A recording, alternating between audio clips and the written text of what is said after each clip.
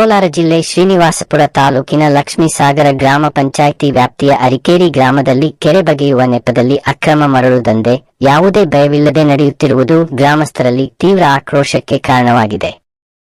ಸರ್ಕಾರದ ಸ್ಪಷ್ಟ ಅನುಮತಿ, ಪರಿಸರ ಇಲಾಖೆ ಅನುಮೋದನೆ ಹಾಗೂ ಗಣಿಗಾರಿಕಾ ನಿಯಮಗಳ ಪಾಲನೆ ಇಲ್ಲದೆ ಈ ಅಕ್ರಮ ಚಟುವಟಿಕೆ ನಡೆಯುತ್ತಿರುವುದಾಗಿ ಸಾರ್ವಜನಿಕರು ಆರೋಪಿಸಿದ್ದಾರೆ.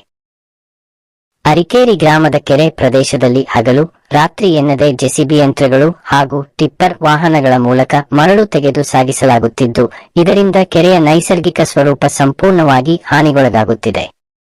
ಕೆರೆ ಬಗೆಯುವ ಹೆಸರಿನಲ್ಲಿ ಅತಿಯಾದ ಆಳಕ್ಕೆ ಮರಳು ತೆಗೆಯಲಾಗುತ್ತಿದ್ದು, ಮುಂದಿನ ದಿನಗಳಲ್ಲಿ ಮಳೆ ನೀರು ಸಂಗ್ರಹವಾಗದೆ ಕೆರೆ ಒಣಗುವ ಸಾಧ್ಯತೆ ಇದೆ ಎಂಬ ಭೀತಿ ಸ್ಥಳೀಯ ರೈತರು ವ್ಯಕ್ತಪಡಿಸಿದ್ದಾರೆ. ಗ್ರಾಮಸ್ಥರ ಪ್ರಕಾರ ಈ ಅಕ್ರಮ ಮರಳು ಸಾಗಣೆಯಿಂದ ಗ್ರಾಮೀಣ ರಸ್ತೆಗಳು ಸಂಪೂರ್ಣ ಹದಗೆಟ್ಟಿದ್ದು, ಶಾಲಾ ಮಕ್ಕಳು, ಮಹಿಳೆಯರು ಹಾಗೂ ವೃದ್ಧರು ದಿನನಿತ್ಯ ಸಂಚಾರಕ್ಕೆ ಭಾರೀ ತೊಂದರೆ ಅನುಭವಿಸುತ್ತಿದ್ದಾರೆ.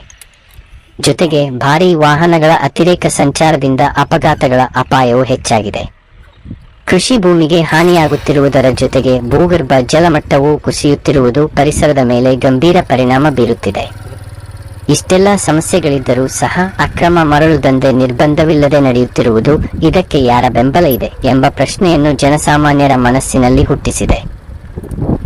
ಸಂಬಂಧಪಟ್ಟ ಪಂಚಾಯಿತಿ, ತಾಲೂಕು ಆಡಳಿತ ಹಾಗೂ ಪೊಲೀಸ್ ಇಲಾಖೆ ಈ ವಿಚಾರದಲ್ಲಿ ನಿರ್ಲಕ್ಷ್ಯ ವಹಿಸಿರುವುದು ಅನುಮಾನಕ್ಕೆ ಕಾರಣವಾಗಿದೆ ಎಂದು ಗ್ರಾಮಸ್ಥರು ಆರೋಪಿಸಿದ್ದಾರೆ. ಈ ಹಿನ್ನೆಲೆಯಲ್ಲಿ ಅರಿಕೇರಿ ಗ್ರಾಮದ ಸಾರ್ವಜನಿಕರು ಮಾನ್ಯ ಜಿಲ್ಲಾಧಿಕಾರಿಗಳು ಹಾಗೂ ಉಪವಿಭಾಗಾಧಿಕಾರಿಗಳು ತಕ್ಷಣ ಸ್ಥಳ ಪರಿಶೀಲನೆ ನಡೆಸಿ ಅಕ್ರಮ ಮರಳು ದಂಧೆಯಲ್ಲಿ ತೊಡಗಿರುವವರ ವಿರುದ್ಧ ಕ್ರಿಮಿನಲ್ ಪ್ರಕರಣ ದಾಖಲಿಸಬೇಕೆಂದು ಒತ್ತಾಯಿಸಿದ್ದಾರೆ. ಜೊತೆಗೆ ಮರಳು ಸಾಗಣೆಗೆ ಬಳಸಲಾಗುತ್ತಿರುವ ಜೆಸಿಬಿ ಹಾಗೂ ಟಿಪ್ಪರ್ ವಾಹನಗಳನ್ನು ವಶಕ್ಕೆ ಪಡೆದು ಮುಂದಿನ ದಿನಗಳಲ್ಲಿ ಇಂತಹ ಅಕ್ರಮ ಚಟುವಟಿಕೆಗಳು ಮರುಕಳಿಸದಂತೆ ಶಾಶ್ವತ ನಿಗಾ ವ್ಯವಸ್ಥೆ ಜಾರಿಗೆ ತರಬೇಕೆಂದು ಮನವಿ ಮಾಡಿದ್ದಾರೆ.